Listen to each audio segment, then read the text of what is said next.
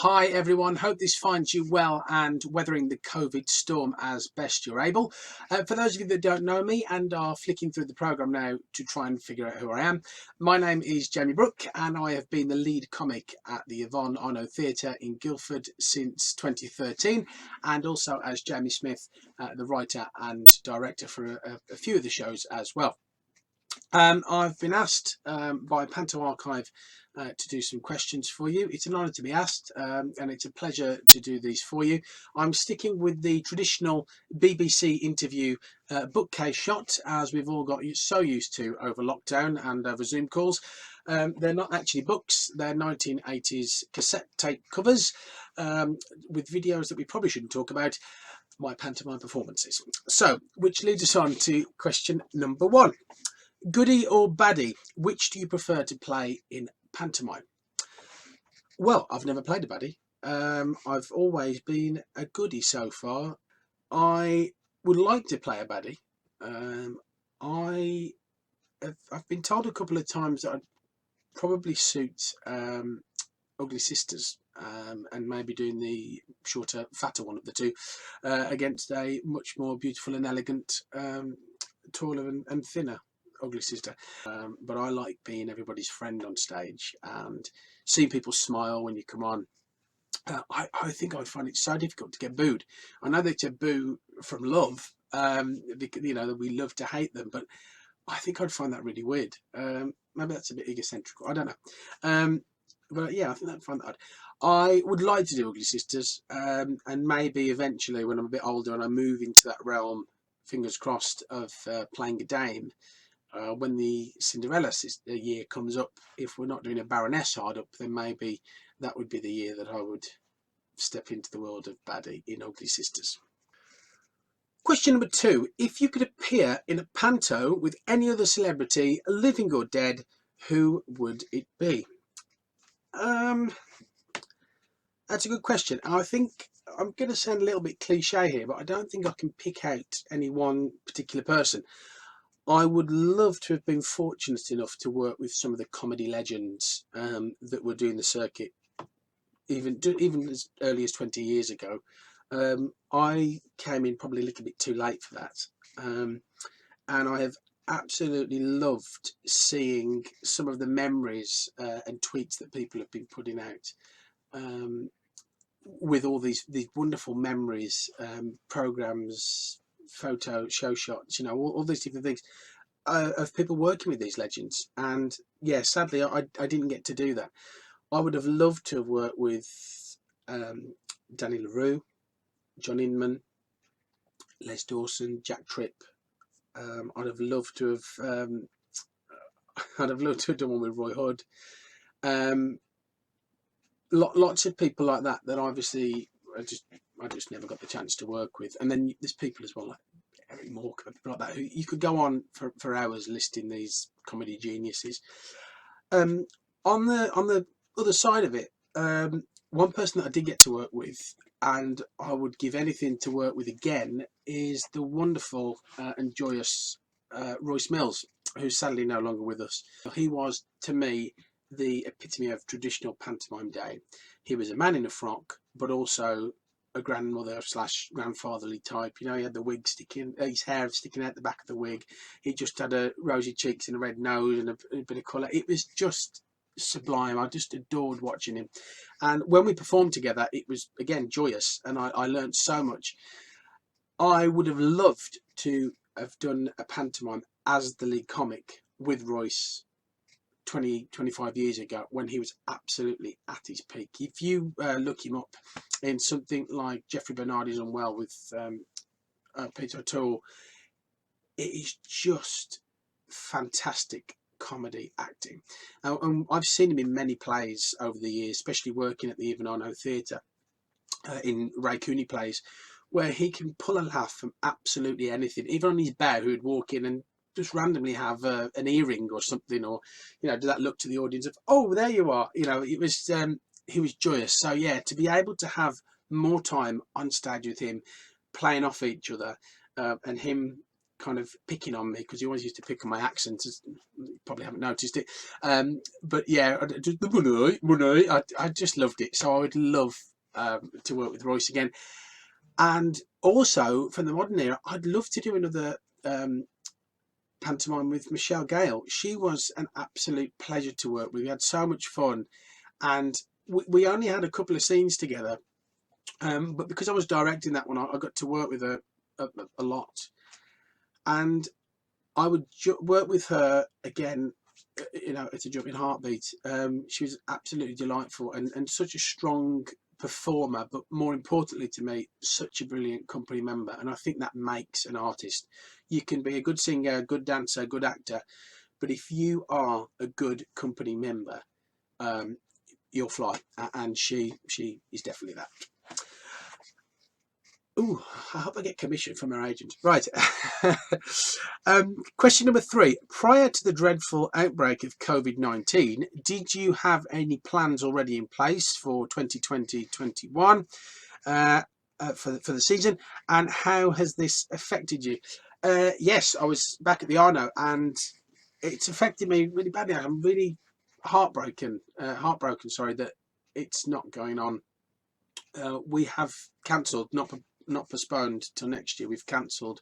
We were meant to be doing Robin Hood, so it was a new title for me to perform in, and we finished the script. We'd just started looking at edits, and I'd written all the script, and we're going to start working on that in the next couple of weeks, putting it together, tweaking and all that kind of thing. And I was so proud of it. It was, I mean, obviously we don't know where it would have got to after edits and cuts and things and after rehearsals, but the bare bones of the script I was so proud of, because it was such a funny show, and it felt funny from the first draft. You know, there was lots of slosh in there, lots of traditional gags with a bit of a modern twist, and it just felt like a really hearty show. So to not get to do that is really disappointing. Even more so because this would have been my 10th Panto at the Yvonne Arnaud Theatre. So to not get that is a real sadness. Obviously, we hope things will carry on next year, and I hope that myself, PG and Kit will be back there doing it again, bigger and better. But you never know. You never take anything for granted, I don't think, in this industry, especially now. So to not be doing it is going to be weird. It's going to be lovely. I don't think there'll be any pantomime performers, directors, producers, choreographers, band members, crew, anybody that works on Panto. I don't think there's going to be anybody who out there who isn't going to go, I'm really sad, I'm really missing it, but I can't wait to eat and drink all of Christmas Day and not have to wake up early to drive back to the venue for a 2:30 matinee, or 10:30 matinee if you're really unlucky, or a 3-show day on Boxing Day. They're the worst, but thankfully we don't do those in Guildford anymore. So yeah, I'm really looking forward to being at home this year, and I get to spend a lot more time with my little son Theo and my wife, and of course all family. And I may even be able to do a pub crawl or something, because obviously we can't go out on for drinks like everybody does when they finish work, break up and go for a 6-hour pub crawl. So I'm looking forward to having a bit of downtime. I keep joking, you know, seeing things in the stage, even as late as 4 or 5 years ago, where you would see one particular children's TV presenter from the kind of 80s and 90s who always used to have an advert in the back of the stage, available for pantomime. And I'm joking, you know, I am available for pantomime, as are many people across the country. I think there's going to be something happening. Obviously, we're still waiting to hear what happens with the Kudos, and a lot of the other pantomime companies have still kind of waiting to see what happens, and it's a domino effect. A lot of pantos have already gone. I think you'll see producers trying to be a bit proactive and see what they could do. You know, if it's somebody who has 6, 7 or 8 pantomimes in their portfolio, maybe you'd find them doing one somewhere and doing a big spectacular. I remember Paul and Emily for Evolution, when the Marlowe was shut, obviously opened the circus tent down in Canterbury, something like that. Again, it's money, it's time. Obviously for the bigger companies, they are able to turn things around a little bit quicker because they have certain elements of the show in place. You know, sets, costumes, their stock performers. That doesn't make it any easier. They've still got a hell of a lot of work to pull something like that off. You've got to find a venue for a start, or find ways of doing social distancing. But I hope, well, fortune favours the brave, so hopefully we'll see something. And as everybody's saying, if not, then we'll enjoy the time off and be back bigger and better next year, hopefully. Question number 4. Did you watch Panto as a child, and what's your earliest memory of it? My first one was at the Birmingham Hippodrome, as you can probably tell, and I went with my mum and dad, and it was Aladdin, and it was Brian Conley and Danny LaRue, and I just remember seeing Danny LaRue even at a young age. I must have been about 4 or 5, thereabouts, and just thinking, wow, what a spectacular person. You know, who is this? So elegant. And I remember there was a staircase in it where Danny came down and just looked amazing. Another one that I saw again at the Hippodrome was Cinderella, and that to me as well was just such a spectacle. It was the famous, I think now famous, production, which had obviously Nigel and Peterina as the Ugly Sisters, my favourite Ugly Sisters. There are another 2 who obviously not repeated, but I would love to have worked with them as a duo. They were wonderful. Robert Cousins and Judy Cornwall, who is just adorable. I had the joy of working with her 3 or 4 years ago on Dick Whittington, and she was our fairy, and she was just a pure sunny delight. It was marvellous. And Gary Wilmot, and it was just, again, it was just brilliant. And I remember Gary doing something with the routine with the bucket, where the spotlight comes under the bucket, and Robin obviously skating in the wood scene. It was just breathtaking, and I hope to be able to go back to those days and see it with younger eyes, fresh and new. I'd love to be back there watching that now. Question number 5, and I'll try and be quick with this one because I know I've gone on as ever. Have you ever worked with anyone in Panto who you did not enjoy performing with? Maybe a diva or someone just doing it for the money and hating every second? No, I've been really lucky. I've loved everybody I've worked with, especially all the tops of the bills. I do, however, take exception to people using Panto as a bit of a scapegoat and looking down on Panto. There's a lot of Panto snobbery in the industry, and I think it's hard for some people to believe that people love Panto so much. I gave up performing per se, being a jobbing actor 6 years ago now, and it's not because I didn't love that lifestyle. I just wanted to do something else. However, Panto is my passion, and I was lucky to find a role where I could carry on performing in Panto.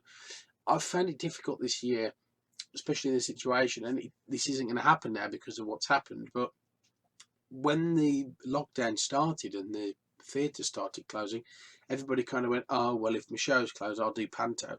Yeah, I've still got Panto. And I find that offensive, because there's a lot of artists out there who have committed and dedicated themselves to honing their art form and their craft, and to belittle that with flippant comments about, oh, I find that hard. That's not to say, if you are looking to get into Panto and you're a new performer, you're a brilliant actor, you have to learn. So if you're a new performer coming into a pantomime, everybody will give you their full support. And if you don't know the style properly yet, or you don't know about waiting for the applause or the timing of a certain gag, that is fine. You will learn it, and you will learn it more when you've got an audience in front of you. If it's not for you, that's fine. If you don't like performing in Panto, absolutely no problem. You don't do it again. When you are using it as a kind of, oh, well, it's just Panto, I just think that is so offensive to people who are passionate about it. And I just think people should think about that a little bit more. I mean, it's always said, but when you think of Panto performers and when they're doing kind of either 13 or sometimes 16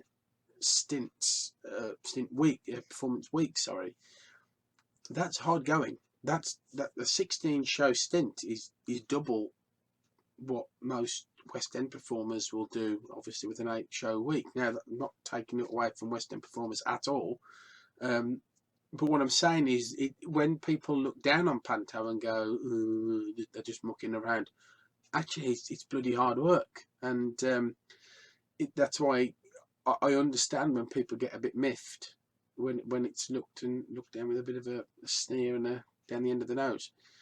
But hey ho, you start off in Panto, and a lot of people end up back in Panto.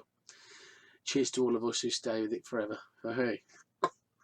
Anyway, I've waffled on. I always do. I hope that's been of interest to you. Thanks very much to the Panto Archive for asking me to do this.